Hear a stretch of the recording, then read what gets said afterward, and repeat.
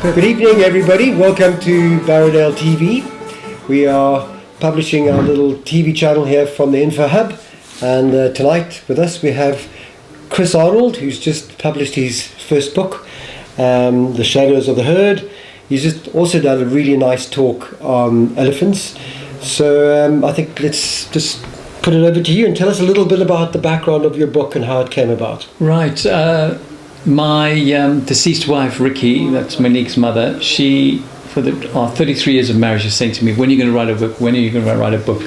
Because being a safari guide for 35 years and naturalist guide, I picked up a lot of information and documented it, kept it all on my laptop from looking after different nationalities. But of all the trips I did throughout Africa and South America, it was culture that appealed to me, but also the elephant population. I noticed the demise of it, and I just thought it's something that I want to write about. And I don't have a scientific mind, but I thought, let me try my first novel and bring in the real hardcore effects, which are factual, of what's happening to elephant population and their demise, and why are the trafficking groups going to Asia, because unfortunately that's the fact. The poached elephants are not going to America or to Europe, they're all going to Asia, and that's the fact of the matter. And that's what this novel's about. It's fiction, but it's factual fiction, and the protagonist is an ex-soldier who walked out, because during the apartheid years everybody had to do national service. Yep. So he's an recce, and is used to doing things for the government, but then he saw what's been happening to nature, became a qualified nature guide, and he was a pilot for the recce's, so it went hand in glove.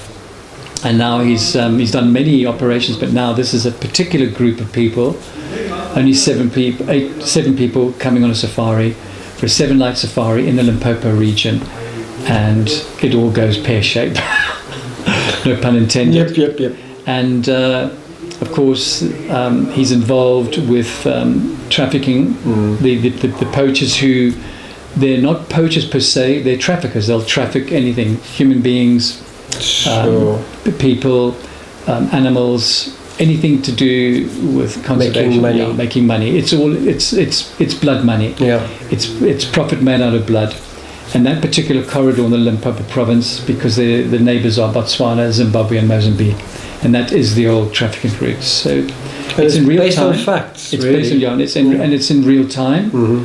And you'll get to know his heart. And I've expanded on each of his clients' personalities and what they do. So it's not just a book about, going on safari and seeing elephants and impala and birds, but I've brought that into the weave. So it's a novel that hopefully people won't be able to put down once they've started. And there'll be a book 2 and book 3. So what was it like having to write a book when you've never written a book, and you have to come up with all these characters and keep those characters going all the way through? That's a good point. I asked my daughter, so I got a piece of white paper about the size of this, put the theme and did arrows, and kept doing word counts, kept sending to my ex-classmates, asking to read chapters, sent to my brother, and they would say, nah, this doesn't sound right.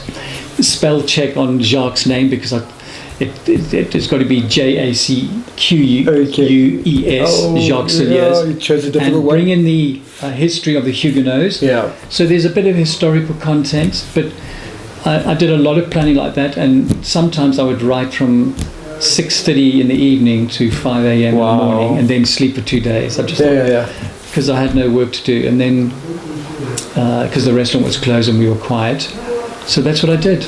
Did you have a picture of each person that you sort of visualized? Funny enough, my daughter asked me the same thing. Yeah. But no, I described them in detail. Like, for example, the honeymoon couple from Seattle, new to the bush, an artist, married 3 times, Robert, an ex-RAF pilot, who, I don't want to divulge too much, who is not who he says he is, and then a young lady who comes on the trip and keeps jumping in the front seat.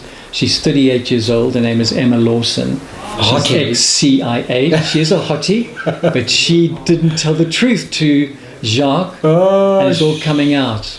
So there's subplots within the plots. That's it. Oh, That's, sounds exciting. That's intrigue. It's a thriller suspense factual novel on. So how will it actually, a second novel will come from this? Yes, it will. The story continues. Correct, because the queen pin of ivory, she escapes. Then the government's involved, saying they gave a blanket amnesty under the Vienna Convention because she was an ex-diplomat and a diplomatic immunity. But there was a Sandparks head of Sandparks was involved. Dodgy. So he's been suspended, waiting trial. There's all this. So you can carry that plot on for quite a while. Quite a while. That's the whole plan, but it's got to be conceivable, and that's why I've reread my book about 10 times already to get the action, and also you want to describe what's happening in the bush, the staff in the kitchen making us porridge by the fire, and the singing of the Shangaan people. So I want people to experience that, and then when the bush wakes up, it wakes up in layers, and the sun and the colours.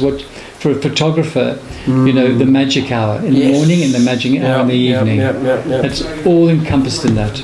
And of course, I know a lot about aeroplanes, so I bring in that. The Cessna Caravan is a workhorse of Africa. It can take 13 people, but this takes 7 people plus all our gear. And Toyota Land Cruisers, I don't use Land Rovers.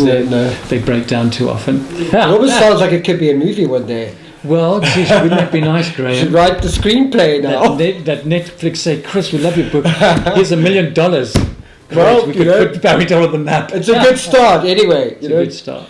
But well done, and thank you for coming into the studio. I appreciate it. Thank you for doing the talk tonight. I appreciate it. And and what you're doing to get this place on the map, tourism-wise. Oh no, look, I mean, we start small, but I think as long as you can visualize something big, like you visualized the book, you can make it happen. I think that's the most important thing. If you can think big, you can make big. Absolutely. So, until our next episode. Great. And see you soon.